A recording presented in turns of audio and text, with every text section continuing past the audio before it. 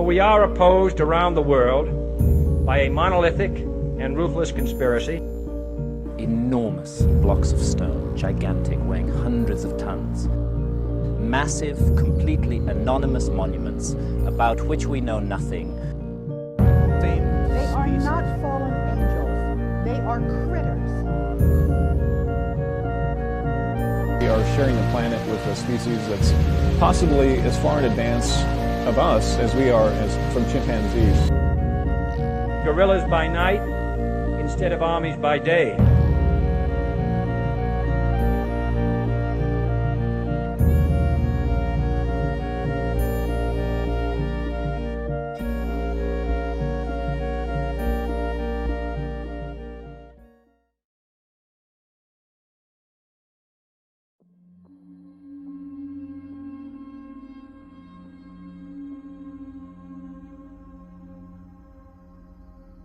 Welcome everybody to the first video of our new series on the so-called Epstein Scandal, here on the Occult History channel.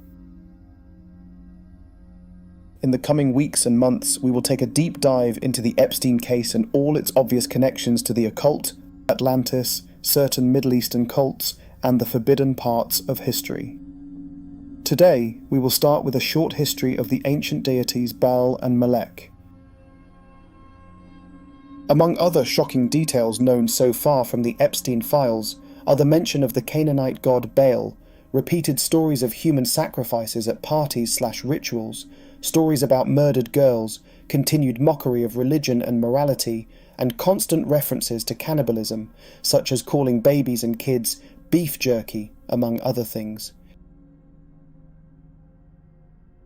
These documents, combined with other known facts about Epstein, such as his temple, which indeed resembles ancient temples from the Levant, have led to speculation that Epstein might have been part of an ancient cult of Baal worshippers, possibly run by the international bankers, and likely connected the intelligence world of the West and other powerful institutions and the global elites to whom Epstein was closely linked. So, who was Baal? Historically, Baal was not originally considered a demon, but a Middle Eastern deity. The name means owner or lord in Hebrew, and Baal was widely worshipped by the Canaanites as a fertility god. Baal is also referred to as the lord of rain and dew. In the Old Testament, he appears as a principal rival to Yahweh, the god of the Israelites. According to mythology, Baal's dwelling place was Mount Zaphon, now known as Jebel Akra, located on the border of present-day Syria and Turkey. His earliest known depiction appears on tablets excavated from the ruins of Ugarit in northwestern Syria in 1928, where he was portrayed as a warrior. Reports from biblical sources suggest that firstborn children were sometimes offered as sacrifices to Baal, with worship peaking during the reign of King Ahab and Queen Jezebel. In Matthew 12:27, Jesus refers to Satan as Beelzebub, a name linked to Baal-zebub, a Philistine deity. Other documented names include Baal-hadad and Baal-hamon. Some historians believe that the Carthaginians and Phoenicians spread the cult throughout the Mediterranean region, and that the Roman god Saturn and the Greek god Cronus are identical with Baal. While some believe that the word Moloch or Molech is another name for Baal and also translate Molech as king or lord, other historians argue that the word Molech refers to a human sacrifice to Baal. The sacrifice took place outdoors and in enclosed shrines called Tophet, where urns containing the remains of cremated children were buried. Tophets have been found in Carthage, in Punic, North Africa, in Sicily, Sardinia, and in the Middle East. One place where Moloch sacrifices were performed was outside the ancient city of Jerusalem. The sacrifice concerned the firstborn children of the noblest families, although they were often spared through acts of deception. In fact, the even more barbaric practice of buying or abducting foreign children who were raised and then sacrificed in place of one's own children was real. Diodorus Siculus reports that during the siege of Carthage in 310 BC, the Carthaginians accused themselves of having abandoned their tradition and of sacrificing only foreign children.